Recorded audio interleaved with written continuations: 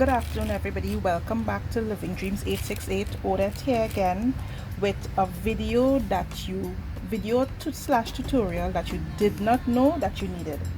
I myself only discovered I needed this video in my life a couple of days ago, and I've been really excited to share this with you. So the reason for today's video is I recently got a Hoyer courtesy eye, and as you know, persons who purchase Hoyers, sometimes they're a bit stressed from shipping. So I've been trying to do some water therapy on her for a couple of days, but you know how these are, it takes a while, and I'm kind of worried about her, and I do not intend for her to die on me. So I started to research different ways so I can treat her to help her along the process. And today what we're gonna do, I did one already, is we're gonna do DIY moss pole. So this one I made myself as practice, before I come on and show you all. But I'm gonna upgrade the one that I did today, and we are going to do a self-watering version, a self-watering moss pole. So just to let you guys know, I didn't go out and buy a thing for this video. I bought nothing. Everything I have, everything I'm going to use today, I had it at home.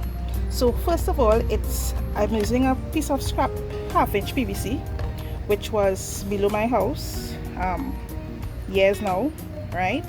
And I also dug into my, we have little bits and pieces of fittings. So I dug into my treasure drawer. You might have a treasure box, treasure shelf, and I found a half-inch cap, which is what we're going to use.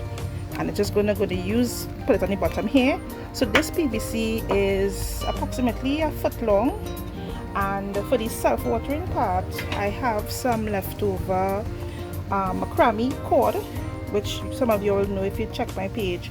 I also dabbled in a bit of macrame, so I have some macrame cord, and I simply tied a knot around the bottom here, wrapped the cord around, and left sufficient like this to go inside of the pole like that.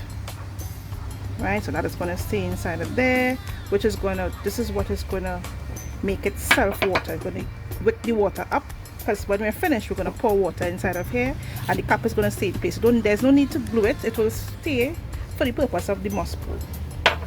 So what we are going to use today for the moss pole is some sphagnum moss, which you see I have soaking in some water. Actually, some of this I soaked from last night.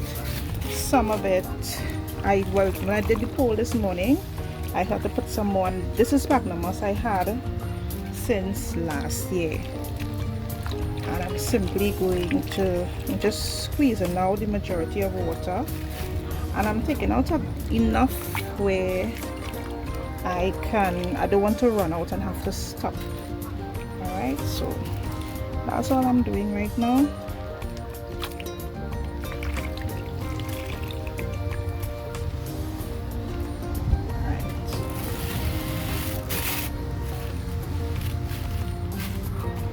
So this is how we are going to start with the moss pole. So to wrap the moss on the PVC, you can use, I have this nylon thread that I've had for years. This when I first got this, it was really high, and this is what I use for any type of DIY projects at home, whether it's decoration, Christmas lights, whatever. Or if you don't have nylon, you can also use normal what we call twine, but it's really, I think, what's called as burlap. So you can use this as well. Also, if you don't have macrame cord, you can use the burlap as well. It's your choice, depending on what thickness you have. You can either just wrap it like a spiral going up and then get enough to put down inside of here, or you can sew it like how I did this one, right? So that's an option as well. So firstly, to start doing the pole, I will just take some of the moss like this and rest it here. Right, take some, rest it there. And it doesn't have to be perfect, it just has to cover the cord.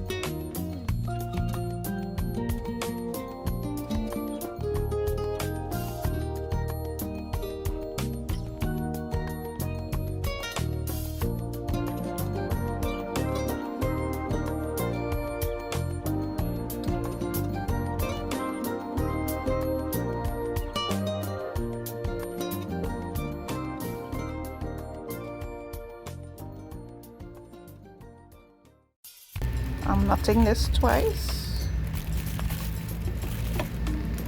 maybe 3 times for those of us with trust issues. Right, and you have it up here. Right, so basically this is, you must pull. Let me snip off the excess twine, and everything from here now is just to sort of neaten up, right? So I don't want to pull it. So what I'm doing, I'm just gonna trim, you know, just like if you're trimming your hedge or your hair. Just gonna give it a little trim, just for aesthetics really. If you, depending on the plant you want to put in here, you know, you can leave it. And you know, this is not only for Hoyas, any sort of vining or running plant, you can do this, and it's a really inexpensive and I find cute way to pull up. If you want, you can go longer. Obviously you have to get more moss and more twine. Right, so there you go. So I chose this length because of the size of pot that I'm going to use. You know, I forgot to bring the other cutting. One moment, let me get it. Right, so this is the other cutting from the same plant that I had, and I placed it in lacquer in this bowl to try to give it some water therapy. And it's looking a little better than it was before, but I'm still not fully satisfied. And if you look, there's, you know, there's roots, and the stem is quite green, you know, even though the leaves are a bit dry. You know, I wasn't completely, see all here the roots are nice and green. So that's why I say, look, let me try something different, because it has been bothering me. I do intend, for those of us who are Game of Thrones fans, you know what they say, what Arya's tutor told her. What did he say to the Lord of Death? Not today. Right, I told her not today.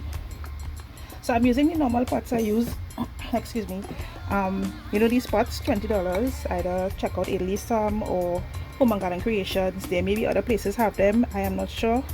Right, and we're gonna pot up.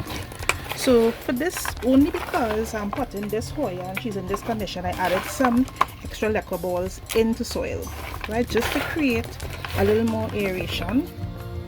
Right, so all I do is I like to put one there to cover the hole.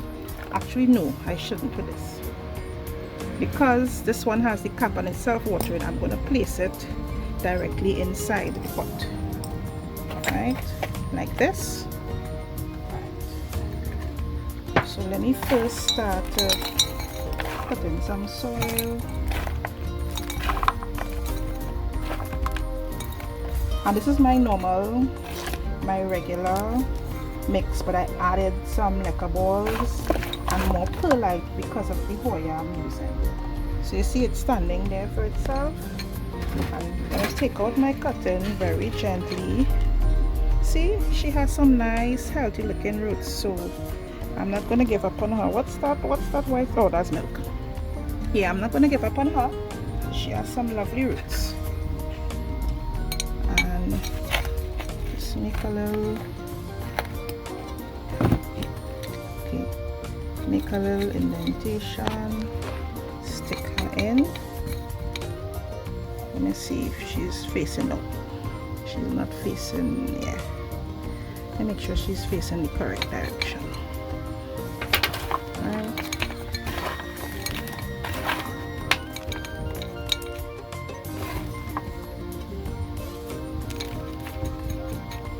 So I may have to sacrifice some leaves on the bottom, but that's fine. It'll give her a little more, right? So it's pretty sturdy. You can push it down if you feel like. Right, let me move the lacquer. Right, so this is where you get to dress and decorate. This is where the magic, well, some of the magic already took place, but we have some more magic to take place here. So with the courtesy eye, what I realized is that you have your two leaves and you have roots to the back. So what I did with the first one, I tried to let the back with the roots touch the sphagnum, touch the sphagnum as much as possible. So even I'm going to wrap around, but I'm going to go back afterwards and make sure that the leaves are not preventing the roots from touching the sphagnum moss. And you will hear me pause it because I'm really trying to concentrate on wrapping her in such a way that we both win. I get what I want and she gets what she wants.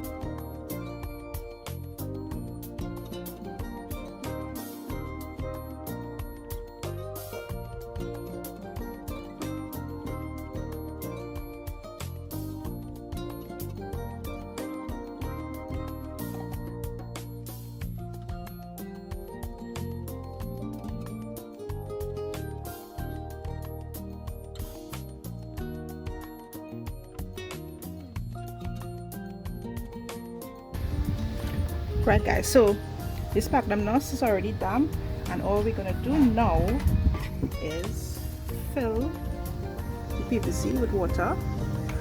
And this is a real low maintenance way as well for those of us who so you see it's filled, and what is going to happen eventually, the water is going to be sucked up by the cord and it will keep the sphagnum moss moist, so you don't have to water it. I'm just going to put a little water on the bottom here, seeing that I just took her out of the lacquer,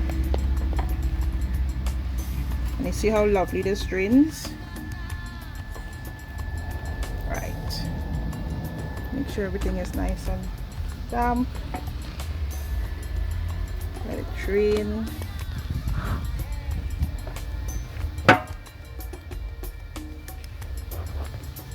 And remember, since I have lacquer balls in there, remember lacquer as well tend to retain moisture, a little bit of moisture, but it also gives the roots some air.